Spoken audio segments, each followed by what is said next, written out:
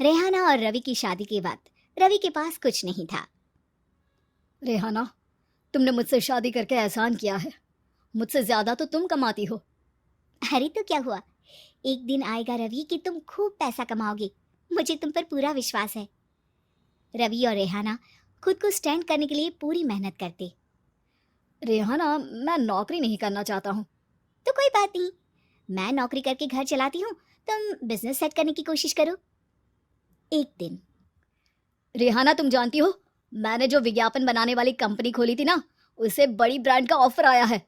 अब हम लोगों के दिन प्यारे न्यारे हो गए हैं। मैं जानती थी रवि कि एक दिन तुम सेटल हो जाओगे। रवि का काम अच्छा चल जाता है। एक दिन वो रेहाना से कहता है, रेहाना, अब हम लोगों का बच्चा भी हो गया है। बहुत छोटा है वो। उसका ख्याल कैसे रखेंगे हम? कैसे क्या, मैं गांव से माँ को लेकर आ जाती हूँ। नौकरी से हाफ डे ले लिया करूंगी। अभी तो वो छोटा है, स्कूल जाने तक मैं मैनेज कर लूंगी। देखो रेहाना, मैं अब अच्छा कमा रहा हूँ। तुमको नौकरी करके परेशान होने की कोई जरूरत नहीं है। अरे कैसी बात कर रहे हैं, मैं अपनी लगी लगाई नौकरी कैसे छोड़ दूं? और मैंने तो सुना है हम लोगों को कुछ ही महीनों में सरकारी नौकरी मिल जाएगी। सरकारी नौकरी में कितना कमा लोगी? उतने में तो मैं ड्राइवर रख लूंगा। रेहाना को रवि की बात का थोड़ा बुरा तो लगता है। कम से कम मेरी नौकरी की इतनी बेइज्जती मत करो। भूल गए, इसी नौकरी के बदौलत तुमने अपना बिजनेस खड़ा किया है।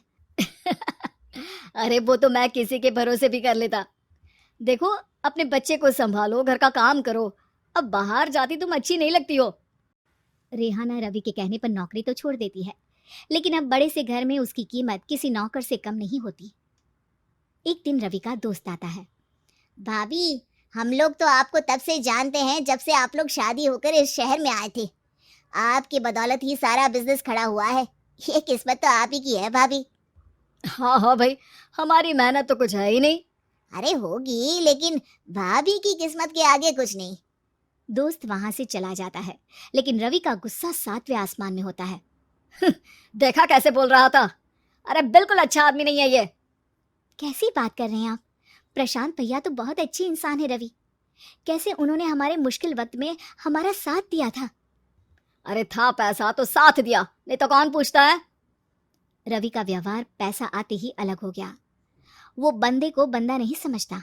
घमंड से घिरे रवि ने तो एक दिन हद ही कर दी। रेहाना, मैं अब तुम्हारे साथ नहीं रह सकता हूँ। क्या? क्या बकवास कर रहे हो रवि? क्या कहना चाहते हो? और क्यों नहीं रह सकते तुम मेरे साथ? देखो, मुझे कोई और पसंद है, और उसने साथ रहने पर बस यही शर्त रखी है कि मुझे तुम्हें तलाक देना होगा।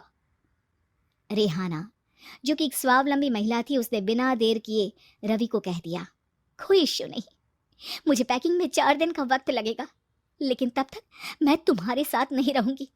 4 दिन के लिए तुम कहीं और शिफ्ट हो जाओ, मैं घर से निकलूंगी तो बता दूंगी। रवि घर छोड़कर चला जाता है। रेहाना को दुख होता है, वो रोती है, लेकिन व्यवहार से स्ट्रांग रेहाना को पति के वापस आने का और उसे सबक सिखाने का पूरा भरोसा था। फिर एक दिन, अरे शुशिका, कब शादी करोगे तुम मुझसे? यार मैंने तो सोचा था तुम शादी से पहले मुझे विदेश लेकर जाओगे, महंगी कार दिलाओगे। अरे सब दिला दूंगा, लेकिन पहले मुझसे शादी तो कर लो। हाँ हाँ, क्यों नहीं। मैं कुछ दिनों के लिए अपने मम्मी पापा के पास जा रही हूँ और लोगों से अपनी शादी की बात करूंगी। अरे शुशिका, कैसे रहूंगा मैं तुम्हारे बिना? अब तो शादी ही होने वाली है हम लोगों की।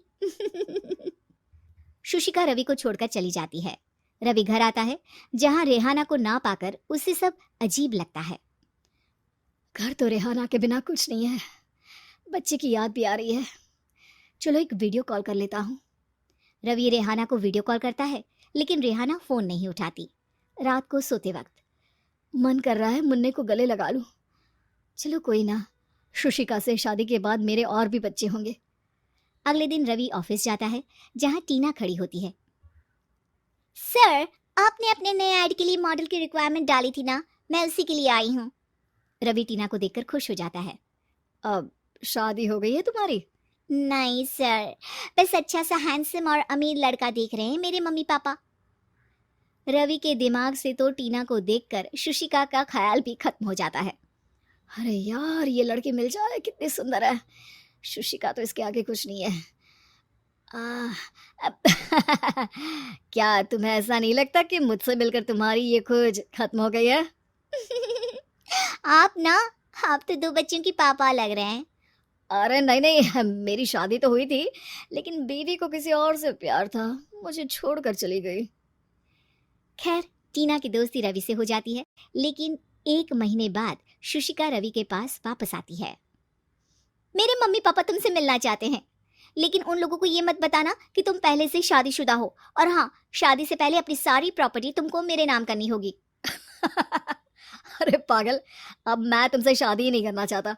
भला ऐसी लालची औरत से कौन शादी करेगा? तभी वहां टीना आ जाती है। रवि, ये पागल सी औरत कौन है? देखो, तुमने ही कह दिया ना पागल, तो पागल ही है। पता नहीं कौन है, कह रही है शादी कर लो, लेकिन शादी से पहले अपनी सारी प्रॉपर्टी मेरे नाम कर दो। बोल तो सही रही है। वैसे तुम जानती हो, मेरी एक सहेली है, उसके पति ने उसे पैसा आते ही छोड़ दिया, जबकि उसको खड़ा करने वाली ही मेरी सहेली थी।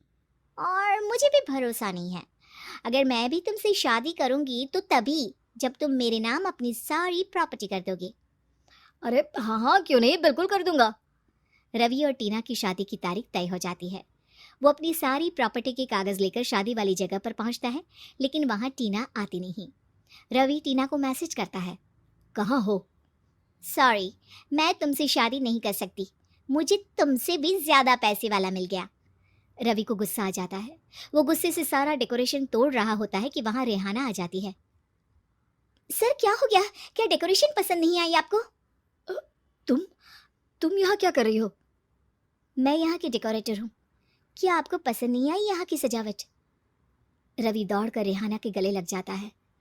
मुझे माफ कर दो रेहाना। रवि रेहाना के गले लग जाता है और रेहाना टीना को थैंक्स का मैसेज करती है।